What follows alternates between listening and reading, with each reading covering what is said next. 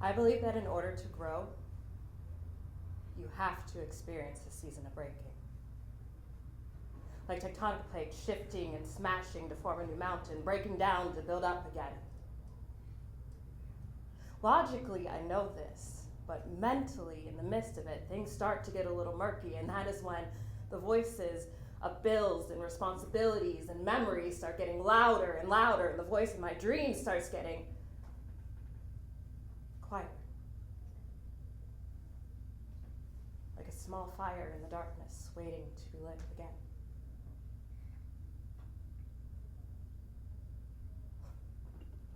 One of my earliest happy memories is my first grade birthday party at Circus Pizza.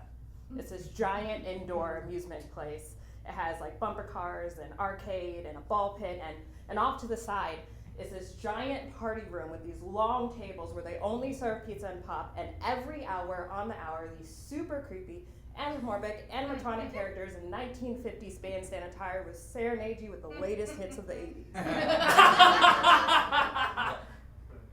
The best part was this money box. So you got to step into this plexiglass box, and they would shoot in this Circus Pizza money. You try to grab as much as you can and shove it in this tiny little box. I did not do very well. Everything moved way too fast. My hands were too small, and I just remember feeling disappointed in myself. I wanted another turn, but like with most things in life, you don't get another turn. This memory happened before I knew who I was, my likes or dislikes, what I wanted to be when I grew up. This memory happened before the world had shaped me.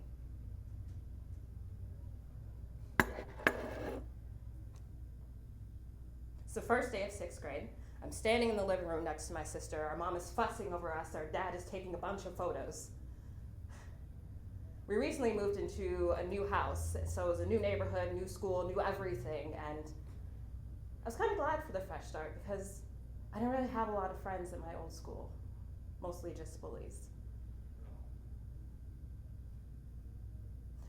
I wanted to make a good impression, so I put on my favorite outfit. It was this Easter-looking outfit. It had a white vest with gold buttons, a crinkly cut floral skirt. I had white Mary Janes, white ruffle socks. I thought I looked pretty cute. That is until I went to school and I realized that I was grossly overdressed. Like everybody else was wearing sweaters and sneakers, and I just wanted to hide. Middle school is where I had most of my growing pains. I had made some friends earlier in school, but turns out they were a little bit toxic, and every conversation we had ended up with crying or in the guidance counselor's office. What saved me was academics. There were 2 lines within the school, regular and advanced, and when I started excelling in the regular, they moved me to the advanced, and that is where I met my people, the nerds. They were theater-loving, anime and movie-watching, avid book readers. They were loud and strange, but they opened their world to me when I needed it the most. It's also where I found my passion. So my 7th grade English teacher, Miss Johnson, gave us this assignment to write a poem comparing ourselves to an inanimate object. And I picked my favorite thing, a book. She loved it so much that she made me read it in front of the entire class.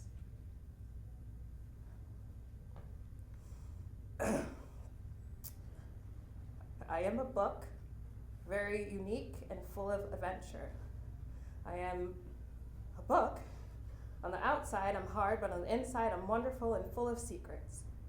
I am a book who's very imaginative and well-designed. I am a book. Honestly, I didn't think much of the assignment at the time. I was just doing what I was told, but Ms. Johnson saw it differently. She saw potential, and she encouraged me to write more, so I did, and loved it. I started writing poems and short stories, and then in high school, I wrote my first script. It's called My Catalina. It's about this rambunctious daughter of an ambassador who goes to this private school and ends up wreaking a whole bunch of havoc and causing all these issues, but it's fine because everything turns out good in the end and everybody ends up loving her. Yeah, I was heavily influenced by the Disney Channel. It's a horrible script. It will never see the light of day. But writing that script opened me up to a whole new world. I started taking classes on video and making short films, and then I applied to schools that only had film programs, and suddenly I knew exactly what I wanted. I wanted to work in Hollywood, in movies, and have my name on the big screen. I wanted to see my stories come alive. And writing helped me get there. Writing helped me express myself in ways that I couldn't otherwise, because it was a lot easier for me to write things down than to say them out loud.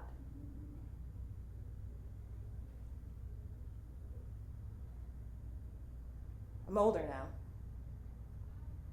It's the summer before my last year of college. My dad, my sister, and I are at the Minnesota Science Museum seeing the bodies exhibit. It's science told through muscles and ligaments and veins, and it's actually kind of cool, you know. Well, except for the fact when you remember that these bodies used to be actual living people. This is more like a mausoleum without skin, and the bodies used to be looking back. Then it gets a little bit weird, but I try not to think about that part. We're here to have a talk. The storm that was my parents' marriage has finally exploded, and my dad is leaving. He is going to pursue a life that makes him happy, one that doesn't include our mom and doesn't include us. Okay, even I'll admit that the Science Museum is a weird place to have this talk. But it's what we all agreed upon.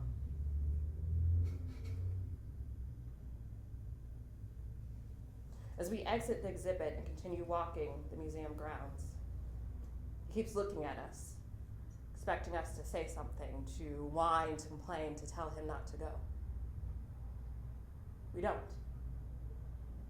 Instead, I tell him that he is the adult and that I am the child, and it's not on me to tell him what to do.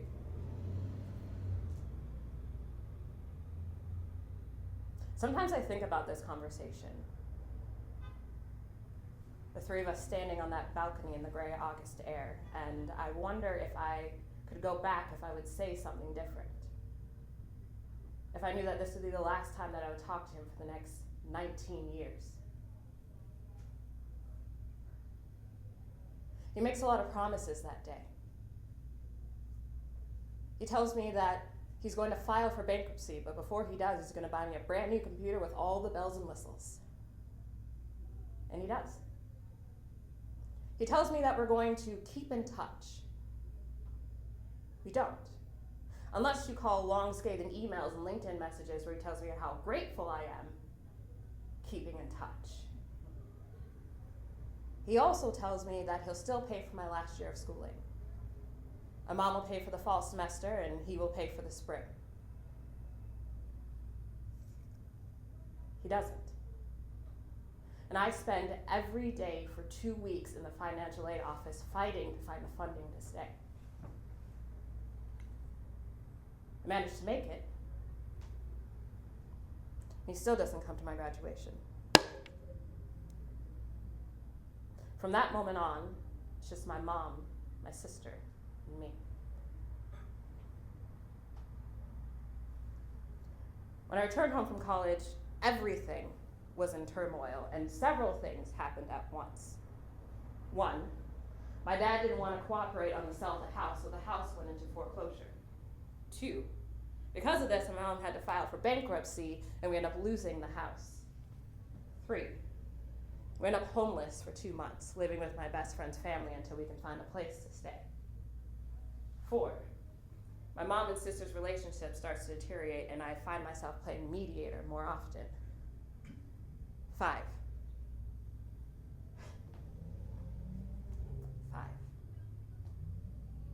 Wells Fargo takes me to court. They are suing me because my mom paid my tuition, and they think that that money should have went to the mortgage instead, as if this was some sort of grand scheme. So now they're coming after me. I don't know anything about court or court proceedings. I don't have a lawyer. I have to represent myself. I put together this binder of what I think is evidence. I put on the only suit I own. I show up at court. I stand in front of the judge, and my voice betrays me. My hands won't stop shaking. The lawyer for Wells Fargo, though, is this white woman in a smart suit with this smug look on her face who has no problem tearing me down. She states her case. Try to state mine. But luckily, the judge sees through it.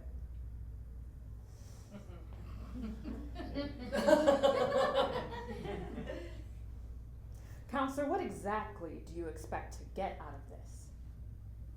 She just graduated from college. She doesn't have any money. How exactly do you expect her to pay you $15,000?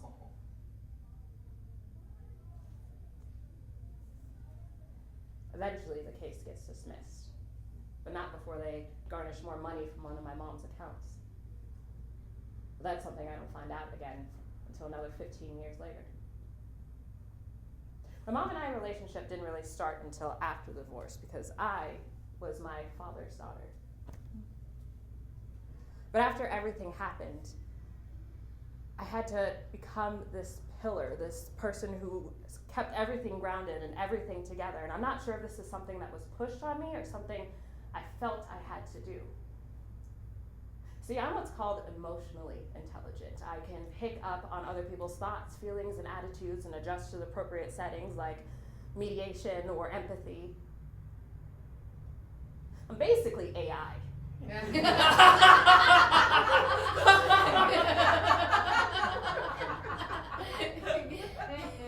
But also like AI, I don't know how to express those same emotions. I am self-reliant. I don't ask for help. I am the help. And even if I were to ask for help, I wouldn't know how to do it because the act of asking is unfamiliar and it's hard and it means I failed. I rarely ask my mom for help because of this, and also because it comes with a double-edged sword with questions following about what are you doing with your life and what choices have you made that led up to this decision? I remember one conversation in particular. I was at home, I was sitting at my desk, I was trying to figure out my next creative project, and I was actually on a bit of a high because I just finished my first web series.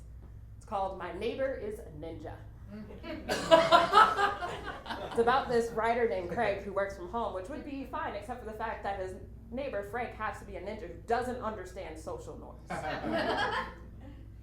I'd also managed to work on a couple of big productions throughout the years, but Minnesota isn't really a big production hub, so it was few and far between, and mostly I was just working retail and service jobs and drowning in debt with my head barely above water. That day, my mom comes home. She sits on my desk, or on my bed. And I can already tell this is not going to be a good conversation.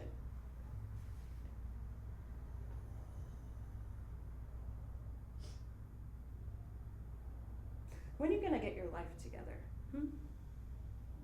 When are you going to stop doing whatever it is you're doing right now? When are you going to get a real job?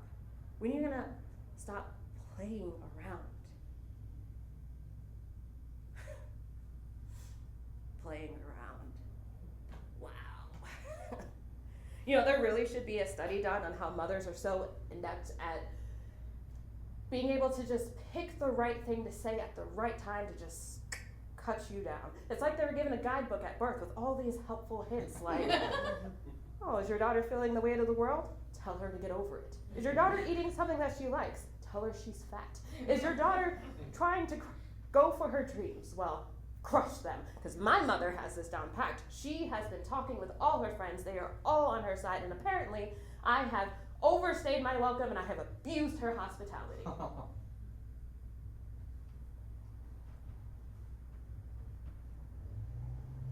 I end up crying. It's a mix of hurt and anger, but the anger is mostly directed at me.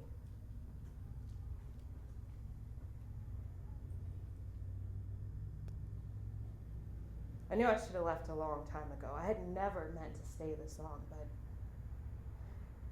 I had gotten stuck. I had been sucked into the muck that was my parents' divorce, and I had been sinking ever since. And I didn't know how to get out. I didn't know how to become unstuck.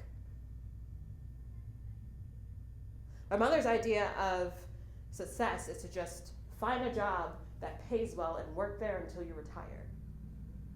But I didn't know how to tell her that I'd rather die than do that, because that is what that feels like a piece of me is dying. I think this is the moment where I decided to keep my art separate from her, because the less that she knew, the less she had to say. I have always known since high school exactly what I wanted to do. I wanted to work in the movies. I wanted to move to California. I wanted to see my stories on the screen. I've always known my path has always been clear, but somehow things shifted. And I lost that path. And I lost me. And I didn't know how to get it back.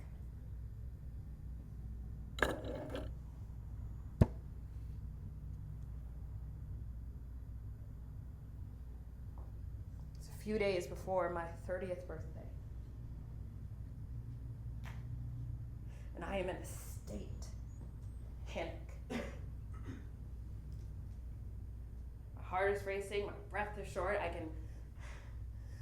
can feel sweat pooling under my arms even though it's winter.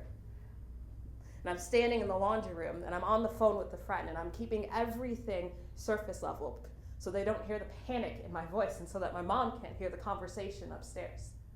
But pretty quickly into this conversation I can tell that this was a mistake, because what I'm looking for is a lifeline, and it's not something this person can offer me. I hang up the phone.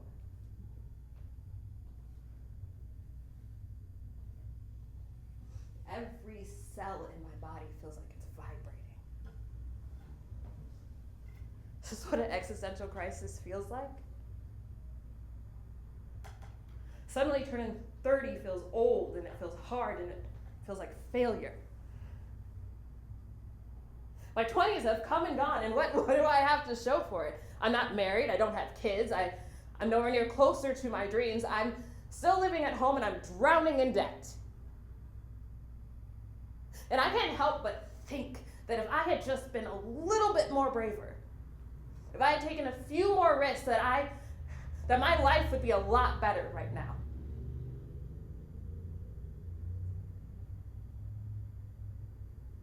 And it's not that I haven't tried. Because I have tried. I just don't think that I've tried enough. And I think that's what scares me the most.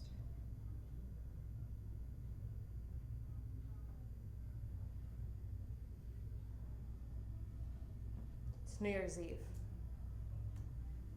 It's a little bit over a month since my birthday. And that panic I felt in that laundry room is still here, sitting, simmering, smoldering under the surface. I'm with my 3 girlfriends. We were a tight-knit group of friends. Something has shifted over the year, and what's supposed to be a moment of celebration is starting to feel a little bit like a goodbye.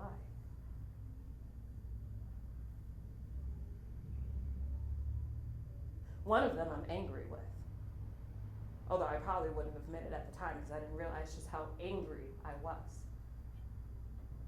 We were supposed to be looking for a place together a few months ago, and for 3 months I picked her up because she didn't have a car. I showed her all these different places we could look at. I even got another job to help pay for some of the fees. And the entire time she just dragged her feet until finally I said, forget it. And then a few weeks later, she finds another place with another girl that she hasn't known nearly as long as me. And now she's sitting on the couch and she's gushing about how great her new place is and how much she loves it. Meanwhile, I'm still living at home. I guess she wanted a roommate. She just didn't want it to be me.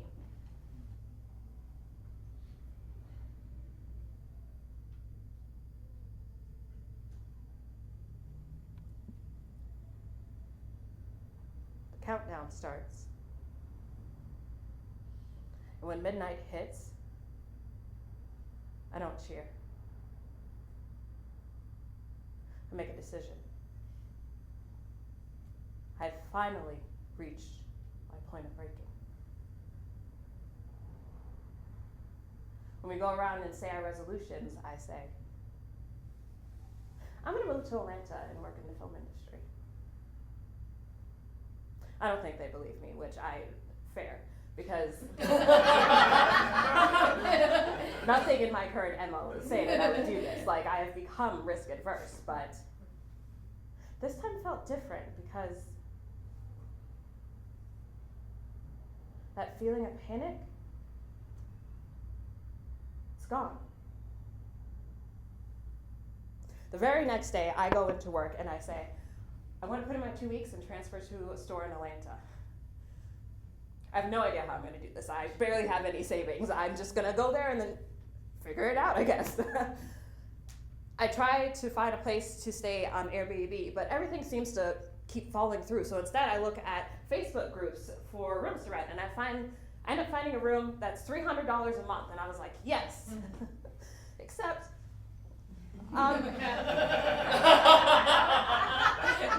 it's also attached to a listing that says, we are 3 guys who work in the film industry, and we are looking specifically for a female roommate. Yeah, I hear the red flags. But I was desperate, and it's fine because I had them FaceTime me so I could see the place, and obviously I see that you're still worried. So I'm just gonna go ahead and say that the house wasn't great, but everything worked out fine. And just know that living with 3 guys is not for the faint of heart or the clean. So 2 days before I'm supposed to leave, my friend and I get called into HR, and surprise, they're doing layoffs. Both of our jobs are being eliminated, and our position is being moved into one. So only one of us is going to be allowed to stay. Did you know it's inappropriate to giggle in HR when this happens?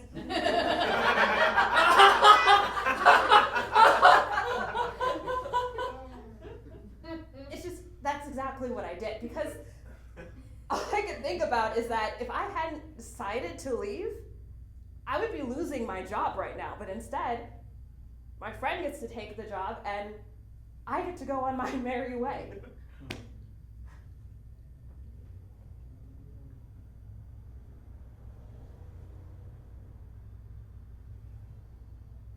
January 12th, 2017. My car is loaded up. I've said my goodbyes, and I'm headed down the road. Tears don't come until I hit the highway, and that is when the weight of everything finally settles, and I feel like it's going to overwhelm me and swallow me up. And even though I'm scared, I'm also inexplicably, indescribably happy and proud. Oh God, I feel so proud of me. We're finally saying yes to my dreams. We're finally becoming unstuck. This is going to be the start of everything. And not once have I ever